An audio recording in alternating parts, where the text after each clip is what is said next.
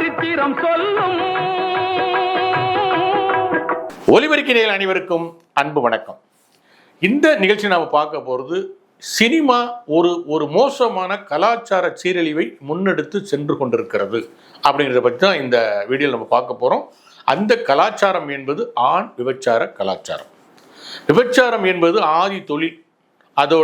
அதோட வடிவங்கள் மாறி இருக்கே தவிர கண்டென்ட் மாறல. ஆதி காலத்திலிருந்து இன்னைய வரைக்குமே பாலியல் தொழில் இருந்துகிட்டு இருக்கு. எல்லா நாடுகள்லையுமே இருக்குது.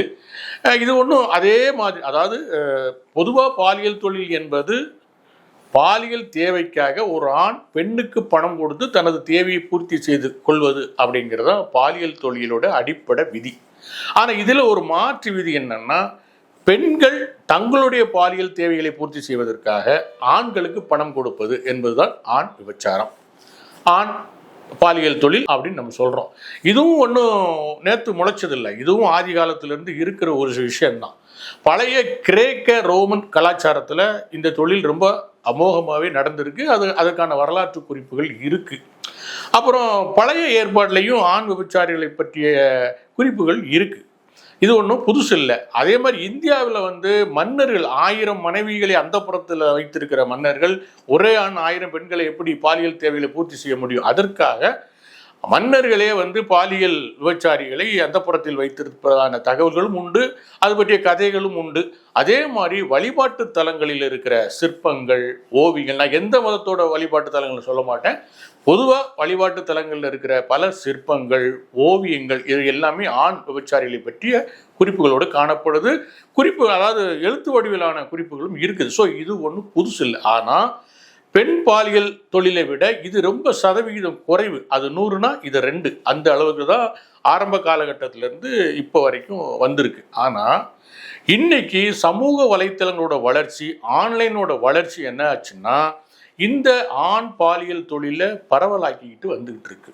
இன்னைக்கு செக்ஸ் டூரிசம், அதாவது பாலியல் சுற்றுலா அப்படின்னு சொல்லப்படுகிற ஒரு விஷயத்துல தாய்லாந்து மாதிரி நாடுகள் அனுமதிக்குது. அங்கே இந்த ஆண் விபச்சாரிகளுக்கென்றே தனி தெருக்கள் இருக்கிறது, தனி கிளப்புகள் இருக்கிறது.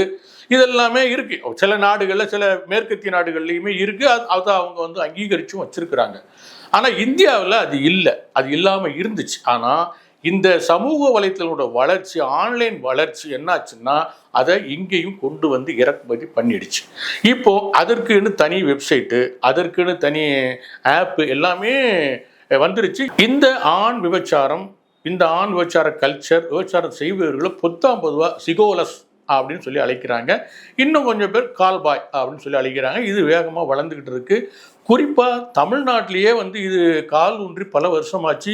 இது பற்றிய பல செய்தி தொகுப்புகள் தொலைக்காட்சிகளில் வந்திருக்கு, பத்திரிகைகளில் கட்டுரைகள் வந்திருக்கு, ஆதார வீடியோக்களோடலாம் செய்திகள் வந்திருக்கு. தமிழ்நாட்டில் போலீஸ் கணக்கு விவரப்படியே சென்னையில் மட்டுமே 2000 ஆண் விபச்சாரம் செய்கிறவர்கள் இருப்பதாக போலீஸ் தகவலே சொல்லுது.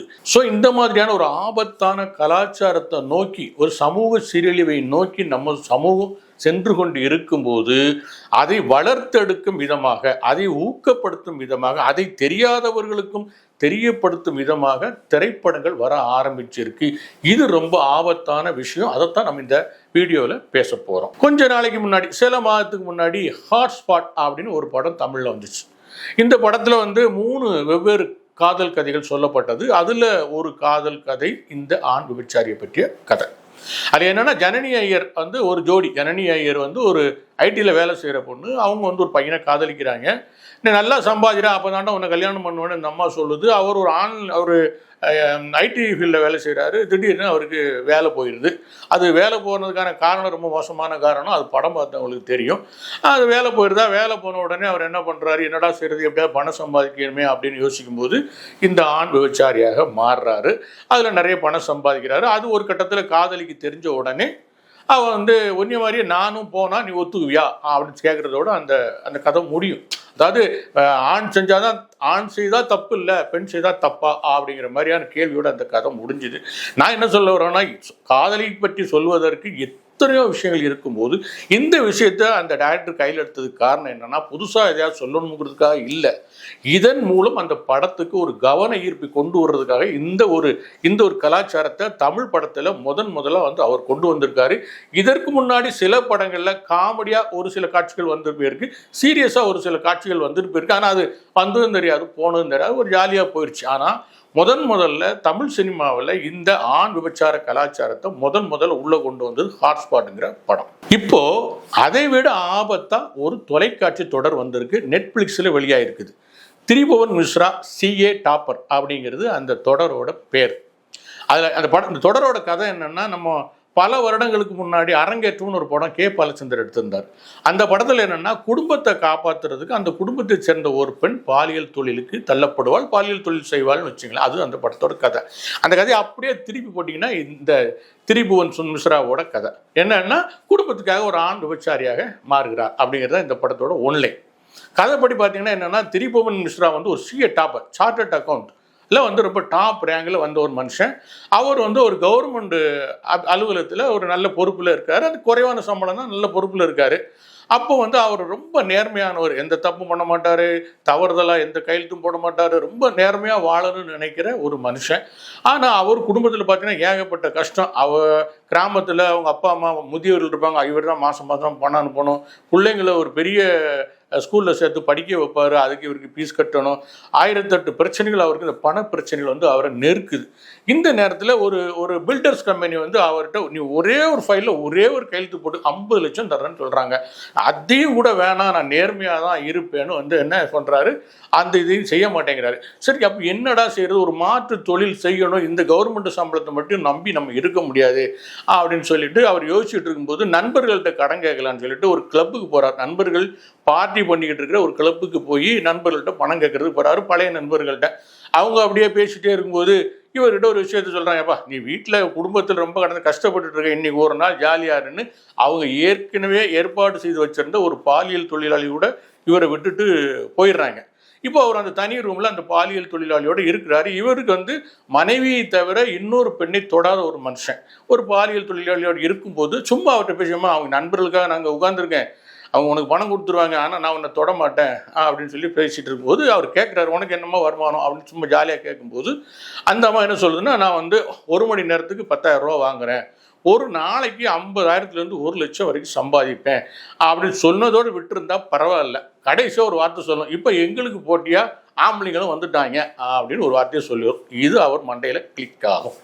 இப்போ திரிபுவன் மிஸ்ரா ஒரு முடிவு எடுக்கிறார், நாம் வந்து ஆண் பாலியல் தொழிலாளியாக மேல் ப்ராஸ்டியூஷனாக மாறுவது அப்படின்னு ஒரு முடிவு எடுக்கிறார். ஏன்னா இந்த தொழிலில் லஞ்சம் இல்லை, ஊழல் இல்லை, அவங்க பணம் கொடுக்குறாங்க, நம்ம அவங்களுக்கு சுகம் கொடுக்குறோம். ஸோ இந்த தொழில் ரொம்ப சேஃபான தொழில், குடும்பத்தை காப்பாற்றலாம் அப்படின்னு சொல்லிட்டு இந்த தொழிலில் அவர் இறங்குறாரு.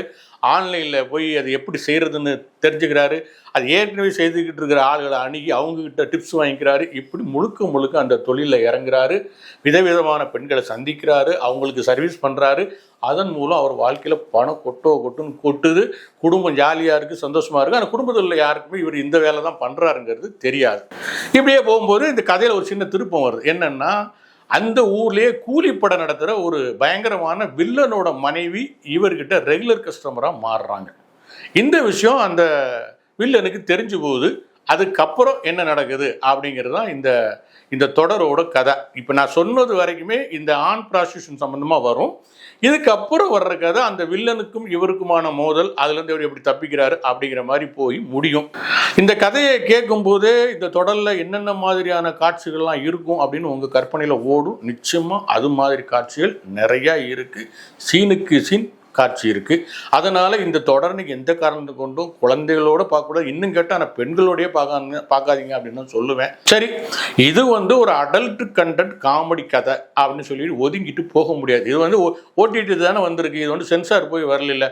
விருப்பப்பட்டா பாருங்க, விருப்பப்படலைன்னா விட்டுருங்க அப்படின்னு ஈஸியாக சொல்ல முடியாது. ஏன்னா இந்த தொடரை பற்றி இப்போ வைரலாக பரவிக்கிட்டு இருக்கு. அதனால இது எல்லாரும் திருட்டுத்தனமாக கூட பார்க்கறதுக்கான வாய்ப்பு இருக்குது. நம்ம வீட்டு குழந்தைகள் கூட, சிறுவர்கள் கூட திருட்டுத்தனமாக பார்க்கறதுக்கான வாய்ப்புகள் இருக்குது.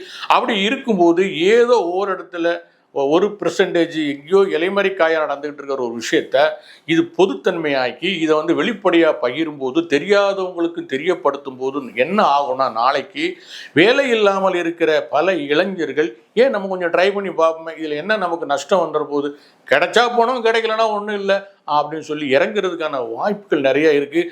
அப்படி இறங்கும் போது இந்த கலாச்சாரம் என்ன ஆகும், இந்த சமூகம் என்ன ஆகும் அப்படின்னு நினச்சா நமக்கு பயமாக இருக்குது. இந்த தொடரோட ஆபத்தில் இன்னொன்று என்னென்னா, முழுக்க முழுக்க பெண்கள் வந்து தங்களுடைய எல்லா முடிவுகளையும் பாலியல் ரீதியாக தான் எடுக்கிறாங்க அப்படிங்கிறது தான் இந்த படம் மறைமுகமாக சொல்லுது.